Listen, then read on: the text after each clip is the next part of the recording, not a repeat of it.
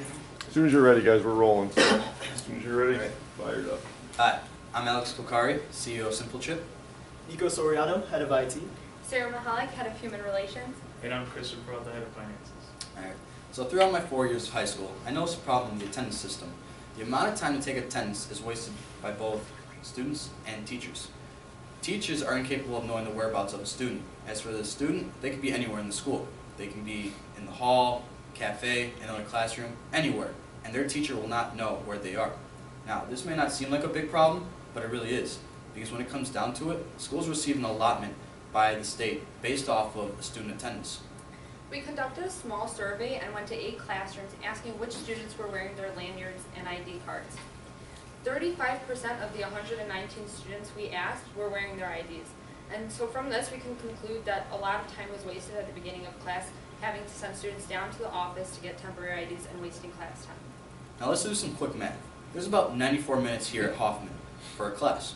About 5 of those minutes are taken for attendance. Since we have 4 classes, that's about 20 minutes time just to take attendance in one day. We have approximately 180 days in a school year. Now if we multiply the 180 days in a school year by the 20 minutes, that'll equate to 3,600 minutes in a whole school year just to take attendance. It's crazy. And now if you really want to see how much class time is wasted, let's divide 3,600 by the 94 minutes in a class. That'll equate to about 38 classes that are missed in a whole school year. If that's not wasting time, I don't know what is. Schools' budgets are also based off of student attendance, as I said earlier. If a student is not present in that classroom when the teacher calls them, the teacher will automatically assume that that student is marked absent. Because of this, the state will not give the proper funding to that school. RFID technology will allow school officials to know the whereabouts of their students. Not only will it be accurate, it will give an accurate representation of the attendance for that day. This is where we came in with SimpleChip. SimpleChip is a security system that logs students into an attendance database with the use of RFID technology. My friend Nico here will explain the technology side of things. Alright, on the technology sector, we plan on using RFID or radio frequency identification. This has been tried and true and used in the Super Bowl as well as at Disneyland and a number of storefronts around you. Now we're going to go ahead and take the quick perspective of a traditional classroom teacher. It's a bright Monday morning, and a teacher is awaiting the arrival of their student in their classroom. Time passes, the bell rings, and it is now time to take attendance. The students that are not within the classroom are considered absent, regardless of if they are actually within the school and going to be tardy or actually absent. It is a mystery. With these problems and occurrences, we see that a reform is much needed in the identification system and tracking of students. With the SimpleChip system, we plan on putting an RFID chip within a wristband so that a student, as they enter the school building, they will be checked into the school as well as when they go into their classrooms, being checked in there as well. Locating a student is a passive action in which the administration will go ahead and access the online database and be able to see where the last scanned location of the student was. The RFID chip, though, contains no personal data and is actually just the serial number that is matched up to the student when linked to the online database. There they will find health information, the last scanned in location of the student, and the student account. This information is completely confidential and secured so that people with the correct clearance are only able to access this information, whether it be the administration looking at health or just a teacher looking at the last scanned in location of the student. We hope that this will eliminate the problems and complications of the current identification system and change the school system methodology of finding a student in the time of need. We plan on targeting school districts as they will be distributing the system to each school. Not only will we inform them on how the system works, but we will also travel to school conventions, informing them on who we are and how we will revolutionize attendance. Our competition is the current system, the lanyards and ID cards. At the beginning of this process, we sent out a survey to the District 211 community asking for their responses on the lanyards. We received 390 responses, and more than half the community expressed hate towards the lanyards, and they felt a sense of harassment.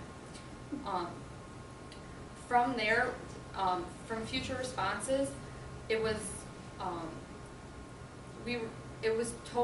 told us that they would like to see a change. So what we did is we met with a professional from Barcode Integrators, and from then we were able to determine what kind of RFID chips to use for the wristband. Nico formatted a database allowing each student's name to match with the wristband as they were scanned through the door. After multiple test days, we were shown that it was vital to how the orientation of both the system, the scanners, and the wristbands for the effectiveness of the system. So as you can see here, we created a more modernized identification, and these are the wristbands with the RFID chips in it. Not only is it flexible, but it's comfortable and it's colorful. What's the cost if you lose it? I'm sorry. What's the cost if you lose it? It'll be about $4. Yep, the cost of goods is $4 for a wristband. We are offering them to schools for $8, I believe, just so that we can generate a bit of revenue based off of every lost wristband if there is the need to replace them. As we move forward, we're able to see our total addressable market. In order to get such a number, we calculated all the schools, the high schools in the United States, multiplied it times the cost of our current system, and that is $1,738,843,000. Now we rounded up the top 1,000 spending high schools in the United States to get the SAM, which is 131,680,000. So in order to get such big numbers, we actually had to do the math. This is the math we had to do. So those are the schools, the amount of students, our actual price of the service, as well as installation, and then we times it by 2 for our revenue. It's the exact same thing for the serviceable market, except smaller quantities, since it's only the top 1,000 high schools. For our revenue growth stream, there's 2 ways we're actually going to go about this. There's going to be a one-time fee, which is the initial cost, which is $115,000, and there's also a recurring fee, which is $10,000, but we'll look forward a little bit later on. If we subtract the cost of goods sold, it's $55,500, we'll be left with $59,500, which gives us a 51.7% of our gross margin. And then this is the annual cost that we would be charging. The annual fee pretty much covers new students coming in every year, so that's something we will be receiving from them. And if you subtract the cost of goods sold, $4,560, we'll be left with $5,440, which is 54.4% of our gross margin. For our capital, it's $110,000. This pretty much includes all our incorporation fees, legal costs, legal assistance, all under administrative costs. We've included computers, laptops, and equipment all under together. The biggest one is database, coding database. We obviously know that one's going to be pretty big because it's going to hold all the information for the students. We've also included maintenance for our website that's already up and running, simplechip.com. You guys .net. Sorry, you guys can go check that out soon, as well as the liquidity cushion and conferences and inventory. We are seeking $115,000 for 2% equity stake in our company. Our pre-money valuation is $4,770,478 plus $115,000 of an investment will leave us at $4,885,478. As for our exit strategy, we plan to be able to sell to a strategic buyer, which we think will most likely be Infinite Campus. But in order to resell to Infinite Campus, we first have to be able to reach our net income for the 5th year, which would be $4,565,568. Multiplied times 15 for an anticipated exit multiple would give us a number of $68,483,520, which is our service price, or sell price, which would give a investor a return of $1,369,607, which is an internal rate of return of 70%. Investors, Mr. McGann, Mrs. Largo, Lori, we thank you for a year full of great experiences, and we look forward to hearing from you. We invite you to simply check into the world with us. Thank you.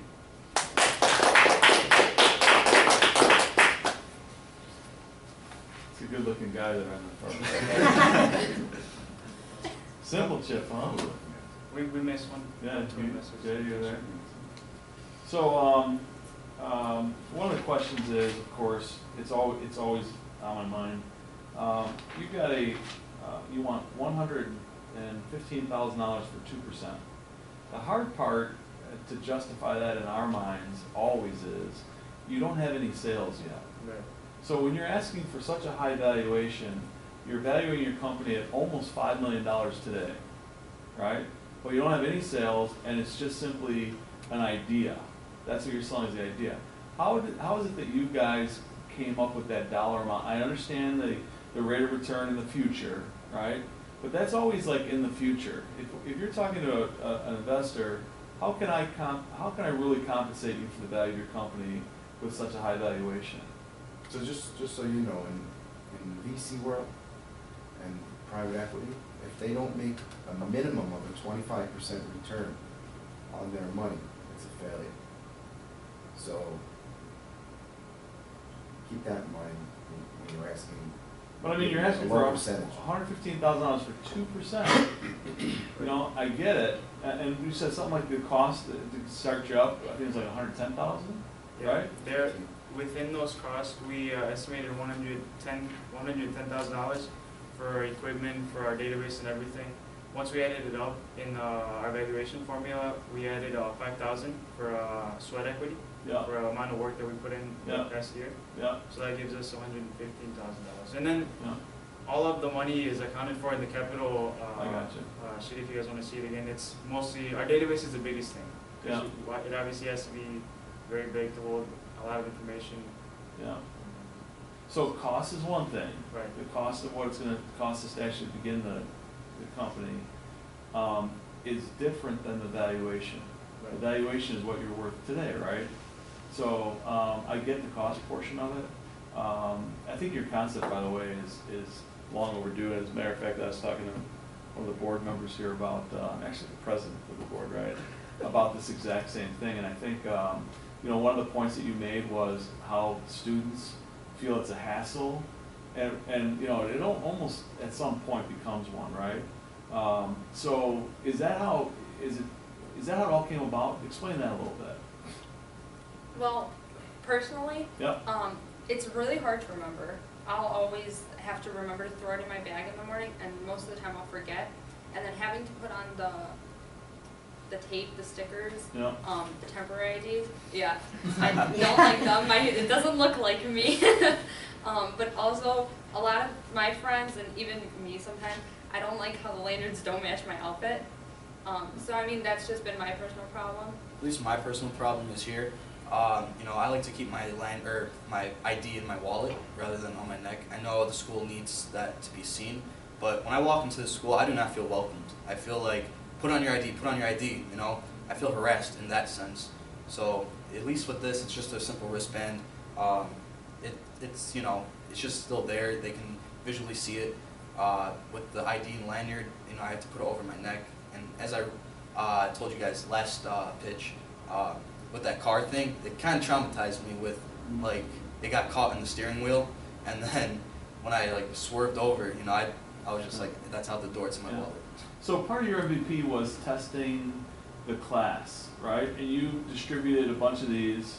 How'd that work? What was the actual, one of the things I thought that I heard you say was it had to be positioned correctly or something to read it? Yeah. Did you get a lot of misreads? What happened? Well, from the first trial, I know Nico, in the box, it has all of our setup equipment. He set it all up in the door, and then we first just hung the sensors like off the counter, and then we just had the students put on their IDs and they walked past. I know Nico can elaborate more on it because he went into depth and he had to go through the sensors again. And then the next trial we did, we were taping the sensors up against the counter, and so. So pretty much how it was our first trial was run, as Sarah mentioned, on the counter. We had the readers hanging off, and as time progressed, we saw that that specific orientation wasn't working out, and we tweaked it on a day-by-day basis so that we would maximize the number of reads per band. So just making the system a little bit more, I guess, reading the bands to the highest capacity. What we're looking into in the future, actually, is there's another chip that we would like to test that it's fairly the same thing as the ones that are in there as well, but it has an antenna that wraps around, so it's more of a 360-degree Yeah. orientation, so it reads from any angle and provides what we need. And based off of the reviews and what I've seen about that specific chip, it looks like it would be able to serve our needs. Yeah. So what's the cost for the equipment in the school since schools vary in size, right? Yeah. Who's gonna set up all that equipment? Is it per classroom? Is it per hallway? Is it inside, outside? You know, what kind of tracking? An average school has like 180 rooms. So we estimated the cost of installation to $10,000 because you would have to install the antennas and servers all around. So that's what we would charge per school with our service. So is that strictly just the hardware cost? Yeah, there's a cost obviously for our wristbands, which is $4, like you explained. You can go- Yeah, so I don't actually, know, how are you gonna pay it? You guys aren't gonna install it, you're gonna have installers. Yeah. So how are you gonna pay them? You figure that in there also? Is it baked into the $110,000 startup cost? Yeah, to And be is able, it wireless? How invasive is the system? Hold on, one at a time. The Yeah. first one So, I is, mean, you have 180 doors, yeah. right? And you're saying, on average, right, you're saying it costs $10,000 for those 180 doors. That's Is that the right? hardware cost? Is that the hardware cost? To be able to install, yes. Okay, so if I take $10,000 and then I divide it by 180, it's gonna give me a per door price, right? yep, and then it's actually $25 per reader per door. That's in addition to the 10? Yep, the Okay. 10,000 is exclusively the installation fee, and then So 10,000 in labor, yes, okay, and then $25 per door. yes. There you go. Okay, so hold on a minute. $55 is what that number came out to be. Is that an accurate number per door for just the hardware? No, Right. no, they're saying that's for labor. Labor is $55? $55 $10,000 a door. We say, I don't put the words in your mouth, is that right? Right, because we will be paying hourly, so we figured it would take a couple hours to be doing the actual service. So Okay. that's how we got that number. And you can't have like just anyone doing actual installation. No, especially when you're in a school district, Right, right?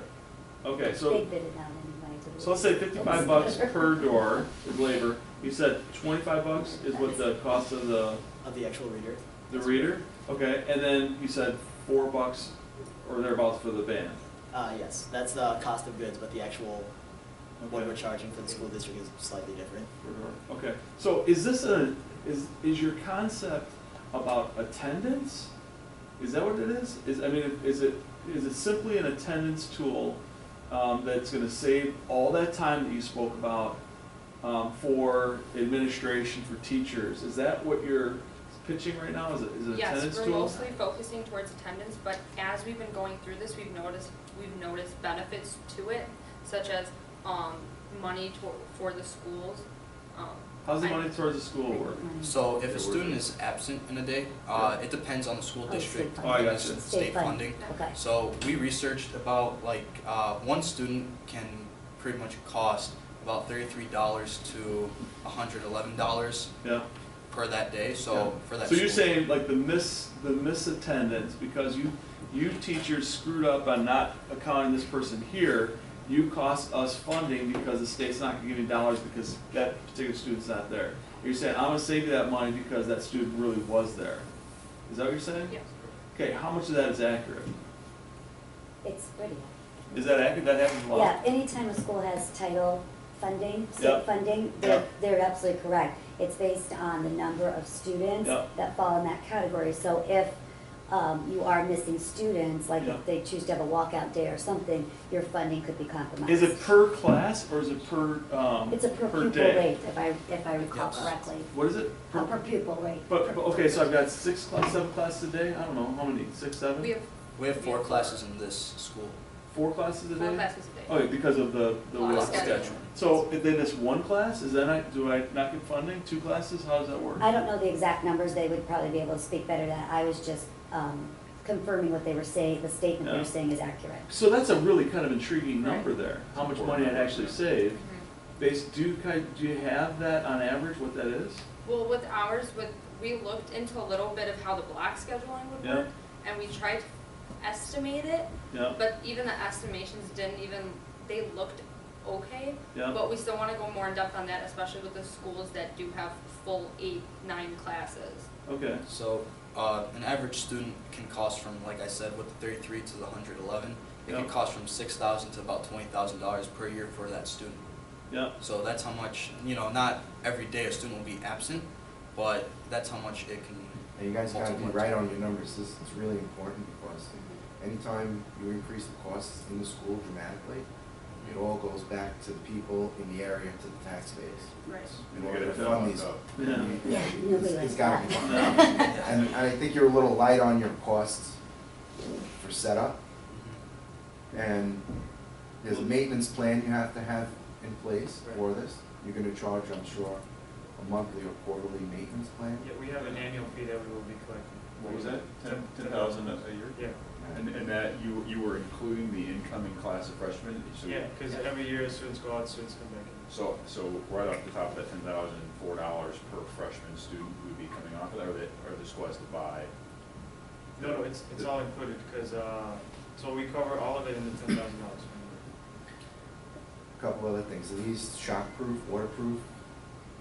They're waterproof, but not fully, like if you put it under a faucet, not necessarily. But They actually are, yeah, Really? yes. Oh, the first one, yeah. They are waterproof, as well as heat-proof up to 120 degrees.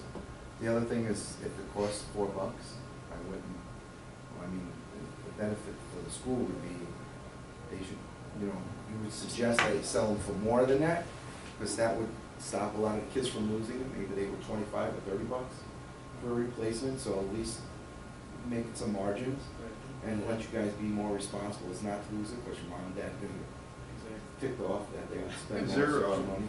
Did you explore, and this is kind of getting into the details, but would there be a revenue opportunity, it would have to be endorsed by the school, where you could have customized colors and/or could I like order online and generate revenue for the school through boosters or through the foundation? So pretty much what we were planning was one wristband a student, because if there were two, then it has the ability to, if somebody brought an extra one or something, if there were that type of variables into account. So pretty much what we're planning on, types of customizability is in the future we'd offer on our website an interface to customize a wristband, and then what the student would have to do is go turn in their old one, and we go ahead and exchange the chips or put in new chips, whatever we require, and then we just pay the additional fee to get the new wristband. The model seemingly has worked really well for Disney, Yeah. with the Magic Band. Just a question. Yeah. Okay, so a few little technical questions about the badges. The badges have multiple functions besides scanning in and out, right? Your guys' badges not, also work in the cafeteria, your parents preload money onto them, for lunch fees. Would something like that be incorporated in the band? Yes, so what we were planning for lunch payment was actually offering some sort of, I guess, window, a small box sort of thing that a child would swipe their arm underneath, and through that it would link up to the database and extract the money from the student account. Okay, so that barcode would work in the cafeteria, because from a parent and speed, that's excellent. And then the other function of an actual ID is the photo. And I understand that when you scan through the stations, the face will pop up on whatever, whether it's a TV screen, a computer screen, right? But what about between zones? So is there any way to identify a person, because it's a picture, so that, so there's no way between zones to say that Mrs. Burke is Mrs. Burke? Well, right now, students, when they're walking through the hallways, administration will stand in the hallways, but what they're really looking for is the lanyards. They don't even look at the photo ID necessarily. I was waiting for Lori at the front desk, and I walked up to the hall monitor that was sitting there, and I was like, oh, has Lori scanned in? Can you check? Can you pull her up? And he was like, oh, I'm not sure. And I was like, well, can you let me know when she does? I'll come back in a few more minutes.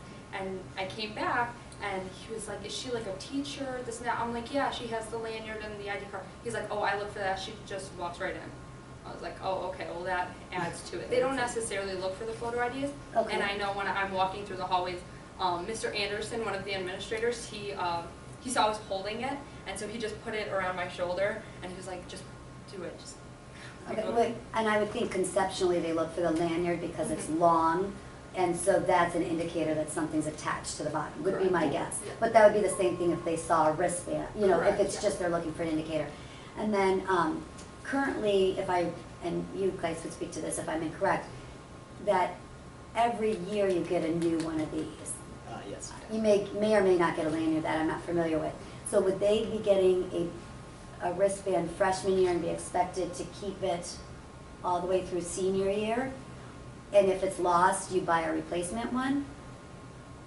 So our plan for that was actually students at the end of the year turn in their wristbands, and then what we would do is we'd go ahead and take them, refurbish them as needed, and then maybe not give those exact same ones the next year, but new ones, and then we could recycle those old ones at some point later on. So Okay, so you'd have a collection and a redistribution just like these do, but it wouldn't necessarily cost a $4 each You're time. not gonna be able to refurbish, this is just rubber, you're gonna throw it out. Yeah, they just, and I was asking, because they reprint pictures on these so that like a freshman boy doesn't look like a senior, the same senior boy that graduates. That's why I So was you guys just, walk in school initially, is there something to say that you've arrived, or is it just the attendance in the classroom?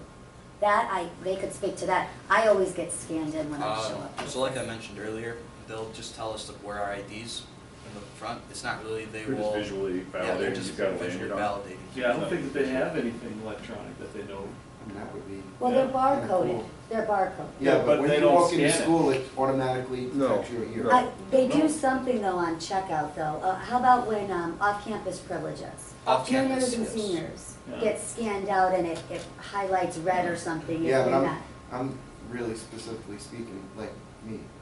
I walked in this morning, Oh, yeah, they and wouldn't if I didn't scan. stop at the front and ask the guy where to go, I probably could've walked Yeah. right Well, past him. Who's to that's- say that I'm not? He shouldn't be, that shouldn't have happened, is Yeah. really But I'm what. saying if you have that, you know, maybe there's a setup and Right. somebody doesn't have an RFID and just walk through and it sets something off An and alarm. say, hey, you're not supposed to be here. Doesn't let you in. For safety purposes, absolutely. I think that that's your the big one that I didn't hear, that I was really hoping to hear.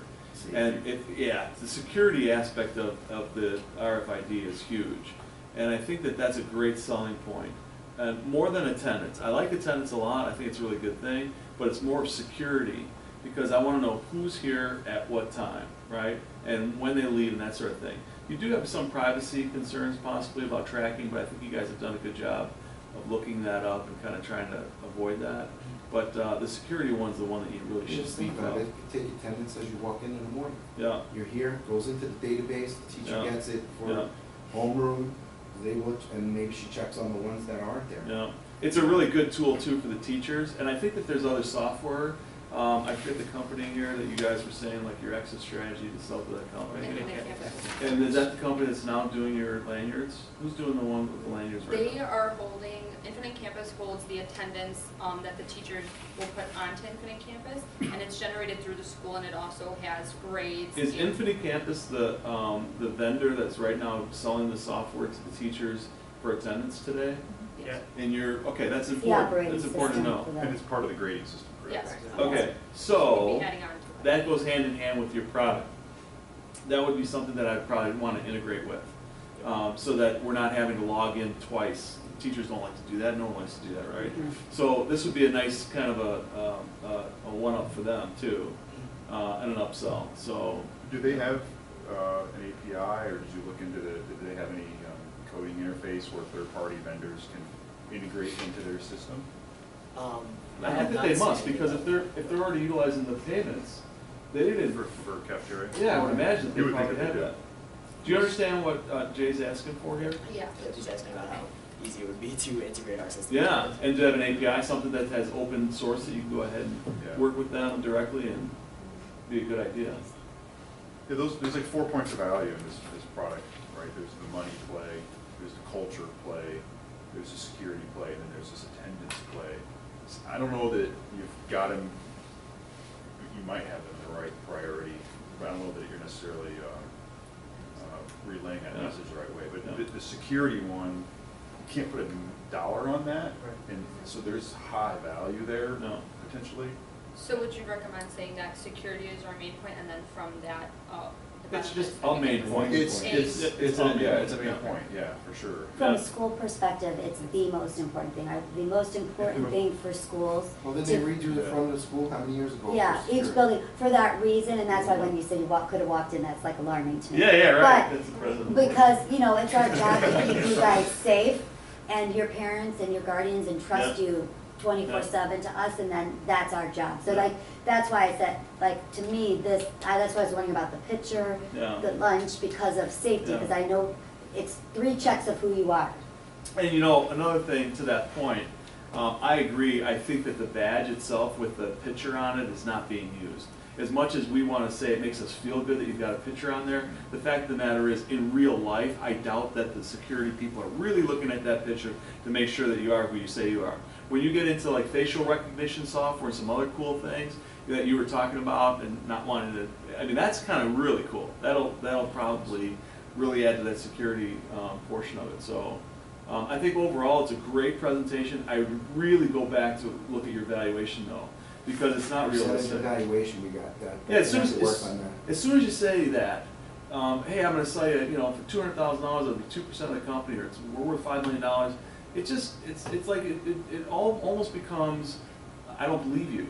You know what I mean? I don't want to not believe you, but the fact of the matter is, when we're talking about real dollars, I doubt, unless you bootstrapped it yourself, you're gonna get an outside person to come in to give you money for that. You understand that? Now, it doesn't mean that you can't get it done, right? It just means it's gonna be really difficult to have an investment banking company, a PE company, or just an individual investor give you that amount of money for that little bit of valuation. Okay, all right. Great job, guys. Good job. Thank you.